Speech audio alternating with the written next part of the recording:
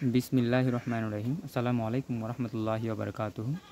প্রিয় এসএসসি ২০২৫ শিক্ষাবর্ষের আজকে আমরা রিয়েল নাম্বার বাস্তব সংখ্যার এমসিকিউ ক্লাস নিয়ে আসলাম আপনাদের সামনে।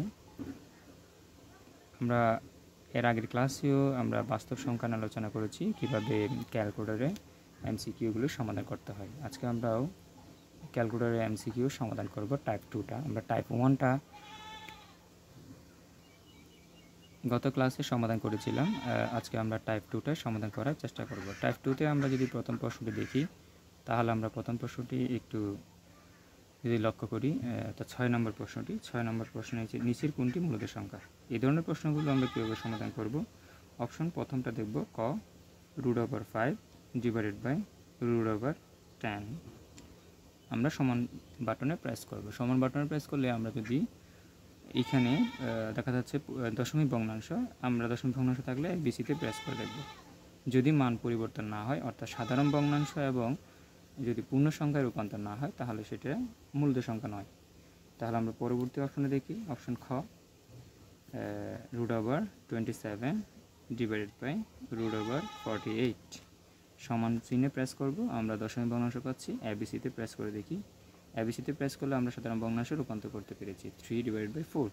তাহলে আমরা বুঝতে পারলাম এটাই হলো আমাদের মূলত সংখ্যা। 7 নম্বর প্রশ্নে দেখুন, নিচের কোনটি মূলত সংখ্যা। তাহলে আমরা প্রথম অপশন প্রেস করে দেখি, √5 সমান চিহ্নে প্রেস করব। আমরা দশমিক ভগ্নাংশ পাচ্ছি, এবিসিতে প্রেস করে দেখব। এবিসিতে প্রেস করলে মান চেঞ্জ হচ্ছে না, তাহলে এটা নয়।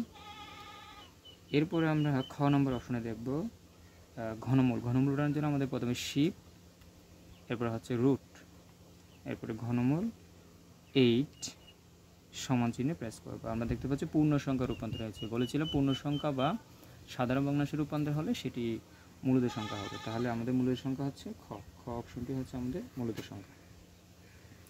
এরপরে আমরা যদি দেখি 8 নম্বর প্রশ্নটি। 8 নম্বর প্রশ্ন আমরা নিচের কোনটি অমূলত সংখ্যা। অমূলত সংখ্যায় আমরা দেখব প্রথম অপশনটি খ। প্রথম খ অপশনটি দেখব √5 ডিভাইডেড বাই √4। আমরা দেখতে পাচ্ছি দশমিক ভগ্নাংশ। দশমিক ভগ্নাংশকে এবিসিতে প্রেস করে দেখব। এবিসিতে প্রেস করে যদি মান চেঞ্জ না হয়, তাহলে আমরা সেটাই অমূলত সংখ্যা হিসেবে বিবেচনা করব। তাহলে এটাই আমাদের অমূলত সংখ্যা।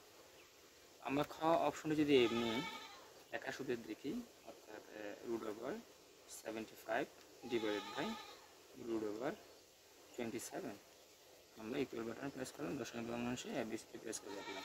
তাহলে দেখা গেল এটা মিশ্র ভগ্নাংশ রূপান্তর হয়ে গেছে। শিপ এবিসি দিলে সাধারণ ভগ্নাংশ রূপান্তর হয়ে গেছে। তাহলে নিশ্চয়ই মূলত সংখ্যা অমূলত সংখ্যা নয়। তাহলে আমাদের অপশন কটাই সঠিক উত্তর। আশা করি আমরা বুঝতে পেরেছি। পরবর্তী ভিডিও দেখার আমন্ত্রণ জানিয়ে, পরবর্তী ক্লাসের জন্য আমন্ত্রণ জানিয়ে আজকের মতো এখানে বিদায় নিচ্ছি। আসসালামু আলাইকুম ওয়া রাহমাতুল্লাহি ওয়া বারাকাতুহু।